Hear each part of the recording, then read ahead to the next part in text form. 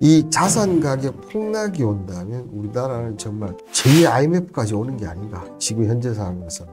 이런 걱정도 좀 되기는 합니다.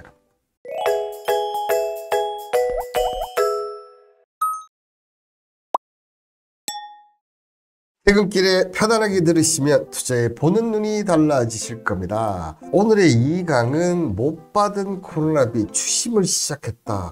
저는 뭐 추심 시작할 수도 있지 이렇게 생각을 했었습니다. 근데 내용을 좀 살펴보니까 기가 찹니다. 여러분들, 기가 찹니다. 정말 기가 찰 수밖에 없는, 정말 이대로 괜찮나 이런 생각도 들 정도로. 자, 그 내용 시작하니까 한번 기다려 보시고. 하지만 이럼에도 불구하고 이 불경기 속에 슬픈 나올라고 호황을 하는 업종이 있습니다. 여러분들, 그 업종 우리 투자하는 데 있어서는 꼭 포트폴리오에 넣어야 되니까 오늘 내용 한번 보시면서 홍반장 얘기 들으니까 정말 포트폴리오에 넣어야겠다 이렇게 생각하시는 분 있으면 저 뿌듯할 것 같습니다. 자, 먼저 이자 못 갚는 코로나 대출이 지금 1조가 넘는다고 하는데요. 자, 그 내용이 어떤 내용인지 우리 코로나 시절부터 좀 보도록 하겠습니다. 햄님이 메모 준비해. 네, 메모 준비하셔도 됩니다. 이때 기억나십니까? 이 코로나 시절에 각각 은행들이, 특히 보면 신한은행도 제가 예시를 들어놨는데, 코로나19 사태로 피해를 본 중소기업과 소상공인, 여기 플러스 뭡니까? 개인도 들어가겠죠, 당연히. 그죠? 개인까지 해서 저금리 대출 공급을 확대를 했다. 이때 보시면 중소기업과 소상의 대출을 받은 뒤 6개월 동안에 이자를 내지 않아도 일시적 자금이 부족 도움이 될 수 있고, 이 부분을 또 어떻게 했습니까? 연장을 좀 해주는 그런 형태를 보였었죠. 그죠? 기억나십니까, 여러분들? 이때는 이거 안 했으면 다 무너졌어요. 그죠? 솔직히 말씀드려서. 자, 그러면서 6개월 뒤에 보면 이런 식으로 또 연장을 해줬어요. 자, 전금융권 협회와 정책금융기관이 조치해서 6개월 연장을 하면서 내년 3월 전 만기가 도래하는 대출에 대해서 최소 6개월간 원금 상환 만기 연장 및 이자 유예를 시작했다. 왜냐하면 1년 정도면 끝날 줄 알았는데 이게 솔직히 코로나19가 2년 넘게 갔지 않습니까? 그렇다 보니까 이렇게 했던 거죠. 다만 연체라든지 폐업 등 부실이 없어야 돼. 그나마 제가 볼 때는 부실한 데가 더 힘들 텐데, 그죠? 그나마 정말 열심히 일하고 있는데도 불구하고 코로나 때문에 사람이 뚝 떨어서 일시적으로 힘든 쪽으로 이렇게 개월 연장을 해줬었습니다. 자, 그리고 그 다음 뭐가 나왔지 않습니까? 이들 조치는 그동안 6개월 단위로 연장됐지만 지난해 9월 5차 연장 때는 데드라인을 정하면서 만기 연장은 2025년 9월까지고 상환 유예는 다음 달까지만 지원하기로 했다.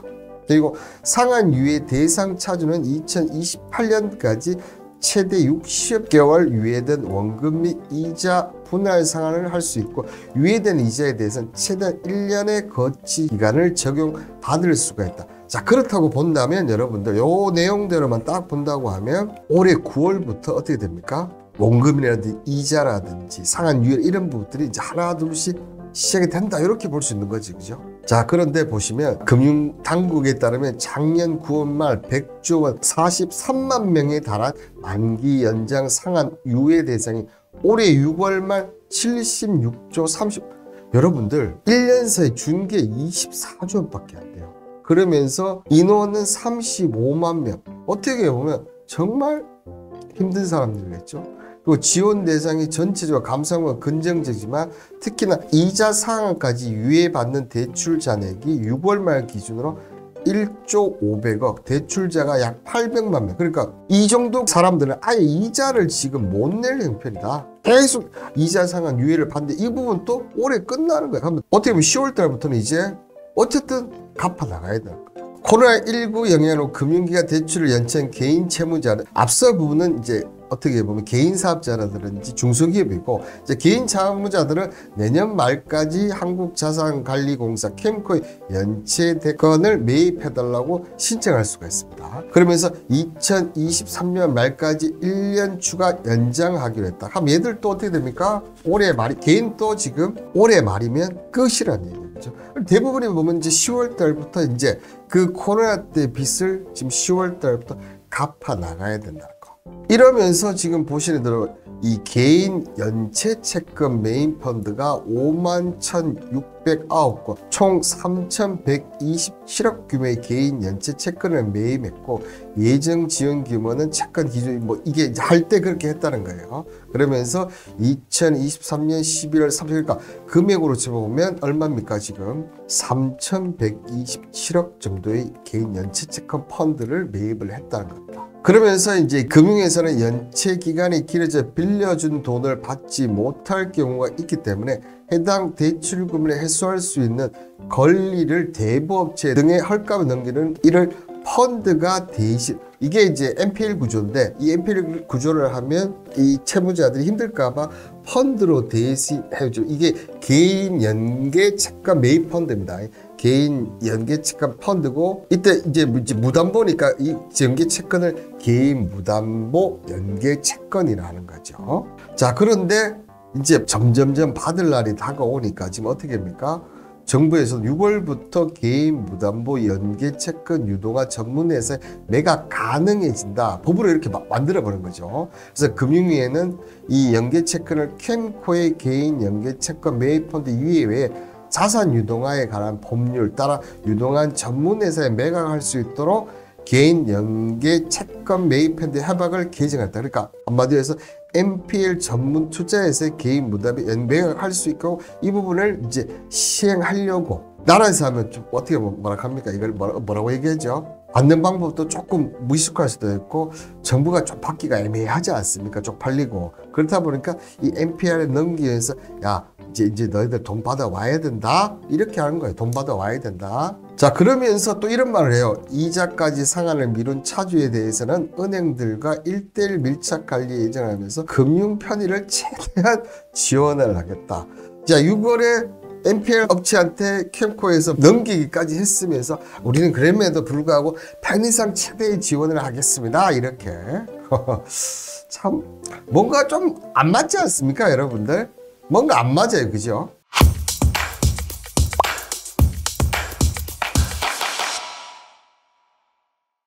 자, 그런데 이제 6월 달에 법을 만들면서 했던 이런 부분들이 이제 채권 추심이 시작된 거예요. 코로나19 영향으로 갚지 못한 빚에 대한 민간 업체의 추심이 시작됐다. 개인 채무자의 연체 채권 관리를 신용정보회사에 위탁하면서 신용정보회사는 땡땡 신용정보 뭐겠습니까? 우리나라 채권 추심 1위 업체 아마 고려신용정보라고 추측이 됩니다. 여러분들, 추측이 추심업체를 말하고 정부의 방역 조치 어려움을 겪은 채무자의 부담이 더해질 수 있다는 우려가 지금 제기가 됐는데요. 이번에 1차적으로 지금 이 개인 연체 채권 메인 펀드를 통해서 인수한 채권 가운데 426억 시의 정도를 신용정보회사에 앞서 3,100억 대수가 426억이면 한 10% 적게 넘게 이렇게 위탁을 한 거죠, 그죠? 그러면서 땡땡 신용정보는 이제 채권 추심을 했겠죠, 그죠? 캠코는 6개 신용정보회사에 각각 69억 6천만 원에서 72억 2천만 원에 달한 채권 관리를 넘겼고, 이 채무자의 채무 조정 업무를 위탁했습니다. 신용정보에서는 이 중에서 정말 4억 6천만 원을 캠코 대신 회수하는데 성공을 했다.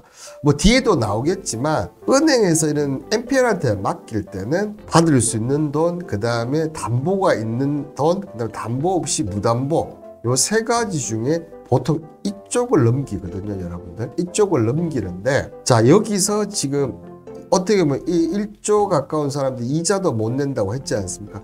그런데 보십시오. 어떻게 짜냈는지 4억 6천만 원을 받아냈어요, 여러분들. 물론 돈을 갚는 건 당연한 부분이지만 그 어려운 데서 이렇게 짜냈다는 거죠. 근데 여러분들 요 다음번 보면 정말 짜증 훅 납니다. 지금 이 부분 보면 진짜 정말 훅 납니다. 근데 보시면 금융위원회는 2020년 캠코의 개인연계 채권 매입 펀드를 출발하면서 개인연계 채권을 이 펀드에만 팔도록 조치를 했는데, 이번에 캠코가 시작한 지 반년이 지나도 이런 사실을 파악하지도 못했다고. 앞서 제가 뭐라고 했습니까? 지금 자기들이 뭐라고 했어요, 여러분들? 이렇게, 그죠? 금융위에서 유동화 전문회사 매각할 수도 있도록 협의를 해서 개정을 해놓고 지금 여러분들 이렇게 나와버리니까 파악하지 못했다. 여러분들 이게 말이 됩니까, 이게? 6월달에 자기들이 법 개정을 했어. 근데 이렇게 해서 이렇게 불만이 나오고 왜 이렇게 하느냐 이렇게 하니까 우리는 파악하지 못했어요. 그러면서 지금 9월 초에 인지했다고 하고 채무자들 상황이 악화하자 부랴부랴 대응 정책을 내놨지만 정작 후속 관리는 부실했다는 지적이 나와. 아니 4억 6천만 원 낸 사람들은 뭐냐고, 바보가 된 거잖아요. 그렇다고 죽냐고. 어차피 갚아야 될 돈이니까 돌려주지도 못할 거 아니에요. 저는 이거 보면서 정말 와 기가 막혔어요, 여러분. 이게 맞나 했어요. 제가 이게 맞나 했어요. 그러니까 금융위가 저 이게 몰랐을 수 있다. 몰라서. 근데 앞서 이렇게 보니까 6월 달에 자기들이 금융위에서 법 개정을 해놓고 여러분들 파악하지 못했다. 정말 저는 예전부터 금융이나 뭐 금감, 기재부 이런 데 별로 좋아하지는 않았지만 이 정도로 정말, 그러니까 지금 보면 어떻게 보면 부자 감세부터 정말 힘든 사람한테는 더 힘들게 하는 정부가 아닌가, 참 안타까운 마음이 좀 듭니다.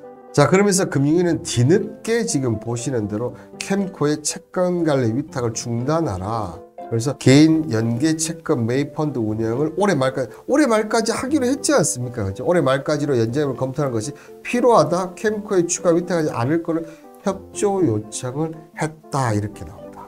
이게 무슨 뒷북 정책인지 모르겠지만, 그러면서 캠코는 뭐냐면 또 70세 이상 고령자와 기초수급자 등 사회 취약계층에서는 이 위탁에서 제외했다. 이렇게. 제가 만약에 이렇게 파산이나 이렇게 개인회생 전문 변호사 같으면 제가 이 사람들 다 찾아가서 법적으로 도움을 주고 싶어요. 정말 NPR 회사 정말 대단한 것 같습니다. 근데 그 뒤에는 저는 누가 있지 않을까 하는 이런 합리적인 의심이 좀 듭니다. 코로나19 정부의 정책 제안을 받은 소상공인들은 방역 조치 완화 이후 폐업을 택하는 사례가 급증을 하고 있는데, 자, 12일 김희재 더불어민주당 의원에 따르면 2020년부터 2020년 7월까지 직접 대출에 참여한 86만 중 15만 정도가 현재 폐업을 한 상태다. 그러면 이거 비중으로 보면 몇 프로입니까, 여러분들? 20% 가까이 돼, 20%. 특히 보면 2022년, 2021년 19,513만 명이 머물렀지만 2022년에 8만 명, 2023년 7월 기준으로 5만 명, 그러면 1년 기준하면 연 기준하면 10만 명이 되겠죠. 오히려 지금 팬데믹, 그러니까 코로나19 이후에 가게를 지금 다 접고 있다는 거예요. 그런데 어떻게 보면 지금 연장을 더 해줘도 될까 말까인데, 예? 여러분들 연장을 1년 정도 더 유예를 해줘도 될까 말까인데 캠코까지 위탁 판매해서 돈 받아냈으면서 우리는 몰랐다, 조치하겠다, 이런 겁니다. 지금 제가 어이가 없고 왜 초반에 짜증이 날 거라고 얘기를 드렸는지 이해가 되시죠, 여러분들? 자, 그러면서 이 산업통상자원중소벤처기업의 중 소벤처기업과 국정감사에서 손실보상금 5지급과 소상공인 폐업 등이 도마에 올랐다. 이 손실보상금을 잘못 지급해 보상금을 반납하게 된 소상공인 업체가 무려 여러분들 7,600개나 된다. 웃음밖에 저는 나오지 않습니다. 웃음밖에 나오지 않습니다. 그런 가운데 여러분들 아시다시피 이 정부가 R&D 정부 예산을 대폭 삭감했지 않습니까? 중소기업 또한 지금 보시면 삭감액이 25.4%나 되고요. R&D 효율을 내선 정부의 정책 기조가 중소기업 분야에 영향을 받을 수밖에 없지 않겠습니까? 가뜩이나 힘들고 폐업까지 할 수도 있고, 지금 이제는 만기 연장이 안 되기 때문에 분할 상환 이런 걸 해야 되는데 연구를 해야 돼. 왜냐하면 미래를 봐야 되니까. 근데 그 부분까지도 25.4%. 과연 이게 맞는지 모르겠습니다, 여러분들. 그죠? 자, 그러면서 지금 아시다시피 고금리가 계속되면서 지금 이자 지출 증가율은 계속 두 자릿수로 증가하고 있어요. 지난해 2분기 7.2에서 3분기 19.9%, 4분기 28%, 뒤이어 2분기는 42.4% 1분기와 비슷한 증가율을 보내고 있습니다. 그러니까 월급 빼고 다 넣으라 이게 아니고, 지금 이제는 이자 비용이 크게 들면서 소득에서 이자 세금을 뺀 2분기 처분 가능 소득이 월 평균 383만 1천만 원으로 지난해보다 2.8%가 줄었다는 거죠. 이 주름은 2006년 이후에 최대 감소폭, 2006년이랍니다, 여러분들. 이 사이에 돈의 화폐의 가치가 얼마나 올라갔는데, 여러분들. 예? 화폐의 가치가 얼마나 오르는데 2006년 이후에 최대 감소폭을 했다는 게 이게 말이 됩니까 이게? 근데 항상 서민 경제 살리겠다, 경제 살리겠다. 제발 국회의원들 그리고 정부에 있는 분들 정말 좀 경제 좀 살려주시는 게 맞습니다. 자, 그런데 여러분들 아시다시피 이번 9월 달에 미국 연준에서 금리 동결을 하면서 당분간 고금리 기조를 그러니까 어떻게 보면 내년 초부터는 좀 금리가 내려갈 것이다 이렇게 기대를 했었는데 지금 당분간은 뭡니까? 고금리 기조를 더 하겠다고 밝히면서 그게 지금 영향이 오면서 국채 수익이 올라가면서 투자 상품이라든지 주담대라든지 물가라든지 모든 것에 지금 그러면 소비가 계속 제가 늘 얘기해도 소비가 줍니다. 그러면 공장들이 물건을 못 팝니다. 공장들이 물건을 못 파면 공장들이 일을 줄여야 됩니다. 이렇게 일을 줄이면 어떻게 됩니까 여러분들? 직원들이 돈을 못 봅니다. 돈을 못 버니까 또 소비가 되는 이 디플레이션이 지금 우리나라 오고 있는 거예요. 지금 어떻게 보면 전 세계에서 중국이랑 우리나라가 가장 지금 디플레이션을 빠르게 진입하고 나라가 아닌가 생각합니다. 그러면 과연 이대로 서민 경제가 붕괴되는 것일까? 뭐 붕괴되지도 않겠지. 근데 솔직히 말해서 이만큼 심각하다는 걸 제가 보여드리고 싶어서 그래요, 여러분. 자, 지금 최근에 보면 이 당장 돈 20만 원이 없어서 급전 대출 시장을 문을 대는 사람이 정말 많다고 합니다. 직장인, 자영업자, 군인, 대학생, 주부, 무직자, 심지어 신용불량자까지 사연만 다를 뿐 모으니 돈이 안 돼. 이 20%가 육박하는 고금리도 20만 원이 없어서 빌리고 있다는 거죠. 근데 이 불법 대출하는 대부업계도 지금 점점점 규모가 줄어들고 있어요. 왜냐하면 이게 이자 제한을 19.9%인가 이걸 제한을 해버리니까 이 대부업체들이 이 수익률을 갖고 안 되다 보니까 대부업체도 점점점 줄어들고 어찌 보면 대부업체는 마지막인데 그죠? 마지막까지 돈을 못 빌리면 그냥 꽝인 거죠. 그걸 지금 잘 나타내는 지표가 뭐냐면 이 채무자 대리인 관련해서 이 채무자 보호가 골자로 이 빚독촉에 시달리는 채무자가 대리인들을 선임해서 이 사실을 채권자에 서면 통지하면 채권자 대리인에게 연락할 수 있거든요. 근데 이거 한번 보십시오. 여기서 이렇게 우리 2020년 잠시 줄었다가 지금 다시 이렇게 늘어나는 거. 근데 지금 이게 훨씬 더 늘어날 거라는 거죠. 여러분들. 훨씬 더 늘어날 거예요. 솔직히 여러분들 기억나십니까? 윤석열 대통령 1호 공약이 손실지원금 소급 지원했어요. 근데 그 당시 50원 다 못 쓰고 23조만 썼거든요. 근데 앞서 캠코라든지 이런 거 보십시오. 사실상 1호 공약은 저는 파기가 된 게 아닌가 그렇게 좀 생각은 듭니다, 여러분. 자, 여기에 여러분들 식탁 물가 뭐 제가 이번 주였습니까? 저번 주에도 방송 한번 했었죠. 엄청나게 올라간다는 거. 근데 보시면 소비자 물가 지수가 전년 동월 대비 3.7% 상승했고 올 1월 정점을 찍은 후 7월까지 매월 하락했지만 8월부터 다시 쭈쭈쭈쭈 오르고 있고 이 중에서 먹거리 지표 외식 물가 상승률은 무려 4.9%를 증가했습니다. 여기 1.2% 그다음 외식 물가 상승률은 2021년 6월 이후 28개월째 지금 웃돌고 있습니다. 자세히 보면 외식 39개 세부 품목중 물가 상승률이 평균을 웃돈 품목은 31개로 무려 79.5%라는 거죠, 여러분들. 자, 물가 상승을 이게 개인만 사먹는 사람만 힘드냐? 그거 아니에요. 자영업자도 지금 고충을 호소하고 있다는 거예요. 제품을 팔아 이윤을 남기기 위해서는 물가 상승 가격을 올려야 되는데 가격을 올리면 소비자의 반감에서 오히려 매출이 하락. 이게 가장 지금 많이 보이는 게 택시지 않습니까? 택시 사람들한테 너무 비싸져 버리니까. 자영업자도 이런 부분들이 나타나기 시작했다는 거죠. 그런데 유독 하는 업체가 뭡니까? 브랜드 파워 있는 애들. 투자 캠퍼스에 보면 나와 있습니다. 이 내용 나와 있으니까 이거 한번 보시죠. 이 브랜드 파워 있는 업체들은 야 나는 나 몰라 올려요. 그죠? 자, 이렇게 되니까 지금 리볼빙 잔액 추이 보시겠습니까, 여러분들? 지금 서민경제 점점 한계가 있다는 게 눈에 지금 나타나고 시작합니다. 자, 1월 말부터 3월까지 이때 조금 빚을 줄어드는 척 이때 뭐가 있었습니까, 여러분들? 금리는 올라가고 주택 가격은 내려갔었어요. 그러니까 빚이 늘면 안 되니까 갚았어요. 근데 3월 말부터 이제 6월 달부터 본격적으로 해서 금리는 계속 올라가고 있었죠. 근데 주택 가격도 올라갔어요. 그렇게 되니까 다시 1월보다 지금 리볼빙 잔액이 훨씬 더 늘었다는 거죠. 리볼빙 잔액이 줄어들었다가 다시 이렇게 늘고 있어요. 그것도 1월보다 훨씬 더. 근데 지금 주담대가 7% 넘게까지 올라갔죠. 이때 5%대였지 않습니까, 여러분들? 이게 지금 7%대까지 간 거예요. 그러다 보니까 리볼빙 잔액 추이가 이렇게. 자, 여기에 자영업자, 리볼빙은 뭐 개인인지 자영업자인지 잘 모르지만, 자, 국내 자영업자 연체액 및 연체율 추이를 보시는 대로 2018년도 이렇게 해서 쭉 2020년도 2010 저는 이때 줄었던 게 좀 신기하긴 하네요. 그러다가 보시면 지금 이 코로나 때보다 연체율도 지금 2배 이상 증가했고 연체 금액 또한 조차 뭡니까?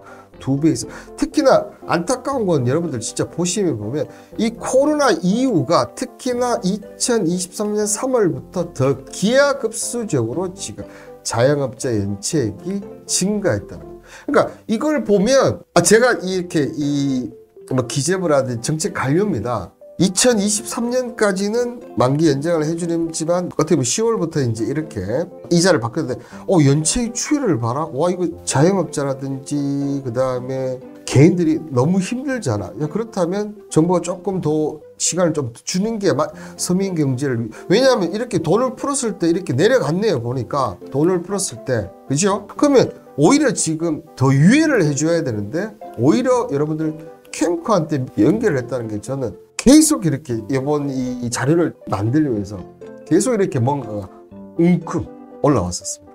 자, 그러면서 이 개인 사업자 대출 연체율을 보면 자, 1년 사이 얘들도 지금 거의 5% 가까이 지금. 그러니까 개인이네. 개인 자영업자, 개인 사업자 전부 다 연체율은 올라가고 있습니다. 그렇지만 지금 정부는 여기에 대해서 거의 우리 몰랐네? 이런 식으로만 지금 대처를 하고 있죠. 지난 5년간 캠코가 이 금융권에 인수한 무담보 채권액이 4조가 살짝 넘었네요. 그죠? 특히 2019년, 2020년 금액이 3조 3,165억 원, 2022년이 4,940, 올해는 1,800. 그러니까 얘네들은 캠코는 이 자금들을 빨리 회수하고 싶은 거죠. 그래야 NPL 같은 회사들은 돈을 벌 수 있으니까. 근데 아시다시피 저축은행과 보험, 여신, 상호금융, 대부업계, 주거회진 1금융과 거리가 어려운 서민층, 해당 업거래 부실 채권이 급증하고 있다는 만큼 서민들의 경제상이 벼랑 끝에 몰려주고 있다. 그냥 오늘 여기까지 제 방송만 보신다고 해도 지금 이 자영업자고 이렇게 극한에 몰린 이런 쪽을 연장을 해야 되겠습니까? 여러분들 안 해야 되겠습니까? 연장을 해야 되는 게 맞지 않겠습니까, 여러분들? 그런데 정부가 돈이 없다고만 합니다. 그죠?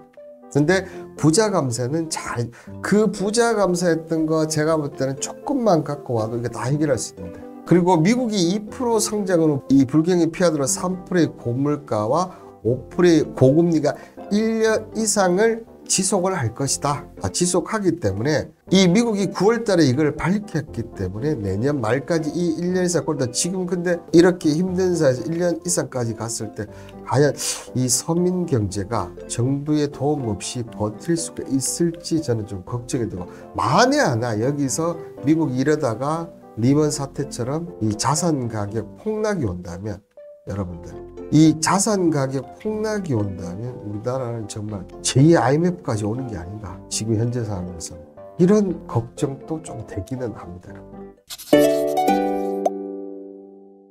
어쨌든 여러분들 이 1년 이상 불경기하고 지금 정부 정책이 바뀔지는 안 바뀔지는 모르겠어요. 그렇지만 이 경기 침체도 불경기 강한 업종, 업건이 뭔지 뭐 이제 앞에서 다 언급을 했기 때문에 다 아실 건데, 한번 경기 침체나 불경기가 어떻게 오는지 한번 본다 보면 여러분들 이 경기 후퇴는 사회 전반적으로 옵니다. 일단 매출이 둔화된 기업은 제가 아까도 얘기했죠. 고용도 줄이고 그 결과 실업률. 그래서 제가 항상 얘기 드리는 게 고용 지표를 정말 잘 봐야 된다. 그죠? 그러면서 지금 서로 고용시에 들어온 청년층에게는 지금 그러니까 지금 청년층 여러분들 일자리가 계속 감소해요. 정부는 일자리가 계속 늘었다고 하지만 여자라든지 60대 이상이 늘고 청년층은 계속 낮아지는. 자, 이렇게 되면 급여 인상 기준 초봉도 낮은 급으로 시작되면 오랫동안 일해도 여전히 저임금 상태가 나오는 자, 그리고 비정규 일시형 노동부터 진행 때부터 노동사회에서 직권에 따른 양극화 이런 사회적 문제가 야기가 되는 거죠. 자, 그러면서 앞서 얘기했던 고용의 질이 크게 악화되는.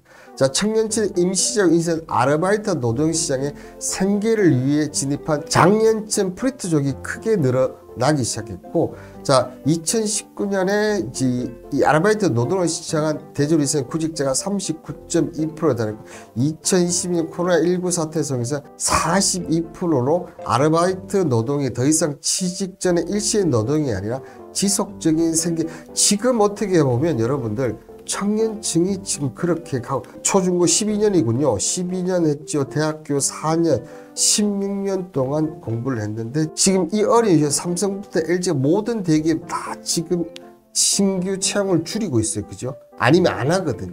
그렇게 계속 줄어드니까 이런 알바. 근데 물가는 계속 오르지. 이 장년층들도 할 데가 없으니까 알바를 해서 프리트족이 계속 생겨나는 거죠.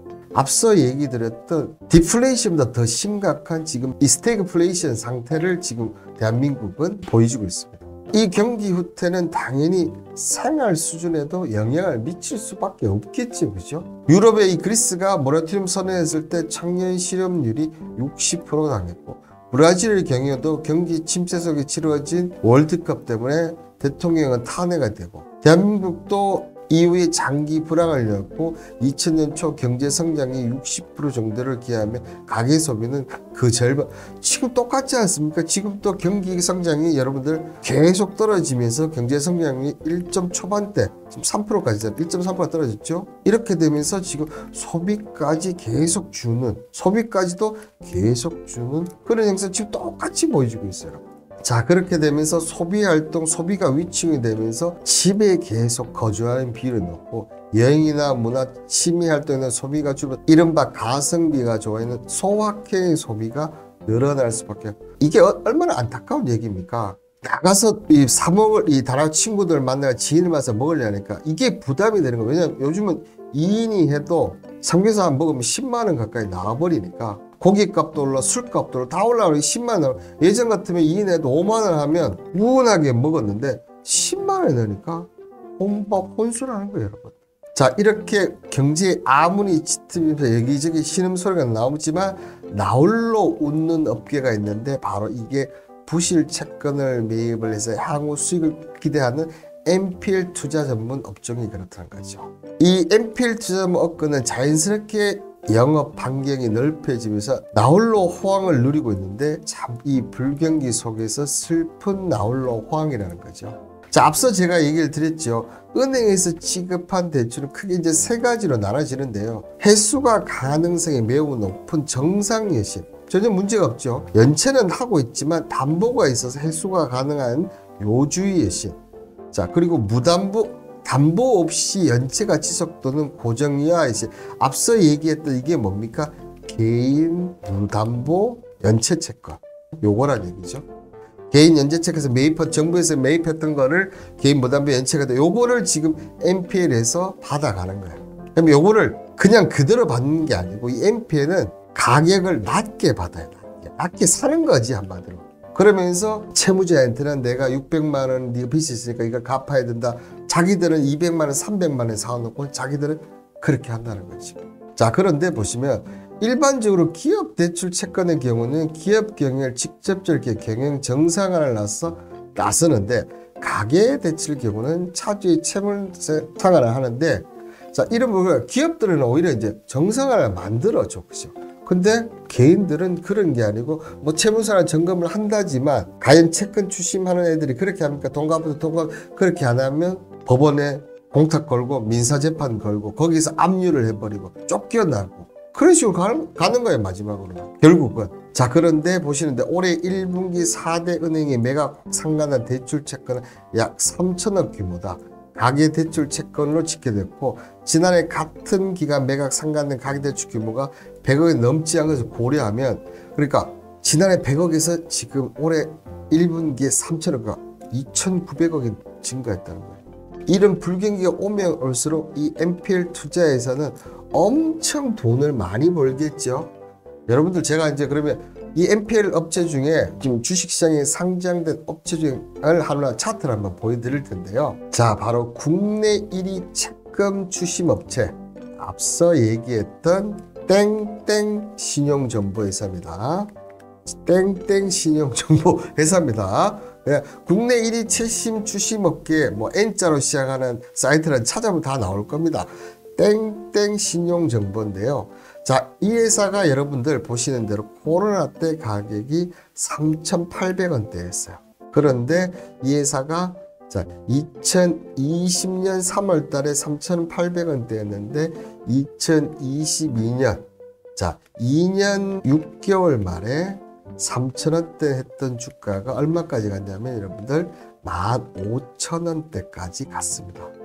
무려 4배에서 5배 가까운 상승을 했죠. 자, 그러면서 지금 조정을 받고 있는데 여러분들 앞서 지금 제가 오늘 근 40분 가까이 얘기 드렸던 거 보니까 여러분들 생각했을 때 이 NPL 업체 이 땡땡 신용정보가 앞으로 수익이 많이 나겠습니까? 안 나겠습니까? 여러분들 수익이 많이 날 수밖에 없는 구조로 가고 있는 것 같지 않습니까? 그렇기 때문에 불경기 어렵고 우리 허리띠를 졸라매고 어떻게 보면 투자하는 데서 현금을 가져오는 것도 분명히 투자의 하나의 분명 가장 큰 투자의 현금 확보 저는 가장 큰 하는 게 맞다고 생각합니다. 그런데 이런 거 더불어 이 포트폴리오는 다양성이 있어야 되지 않습니까? 이 포트폴리오는 다양성인데 이런 국내 이런 채권 주식 같은 NPL 업체를 포트폴리오에 꼭 담아 놓으신다면 뭐 시장이 하락해서 모든 건 떨어지겠지만 오히려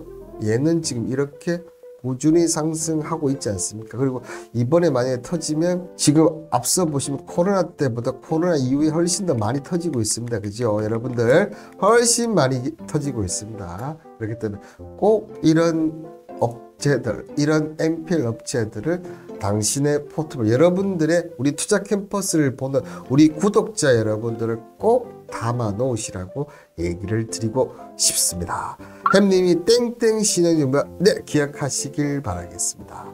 자, 오늘 영상은 이것으로 마치도록 하고요. 여러분들 오늘 너무 안 좋은 내용이지만 그럼에도 불구하고 제 나라는 IMF에서도 일어선 나라이지 않습니까? 자, 분명 다시 좋은 날이 온다고 생각하시고 투자 관점은 항상 단기보다 길게 보시고 또 이 변하는 투자 관점 어디서 함께 한다고요? 바로 이 투자 캠퍼스 홍반자와 함께 하신다면 여러분들도 다른 분들보다는 훨씬 더 유리하지 않을까 생각합니다. 오늘 하루도 수고하셨습니다. 저는 여러분의 투자 도움이 되는 투자 캠퍼스 홍반장이었고요. 저는 다음 주 화요일 날 저녁 6시에 만나 뵙도록 하겠습니다. 여러분들 안녕.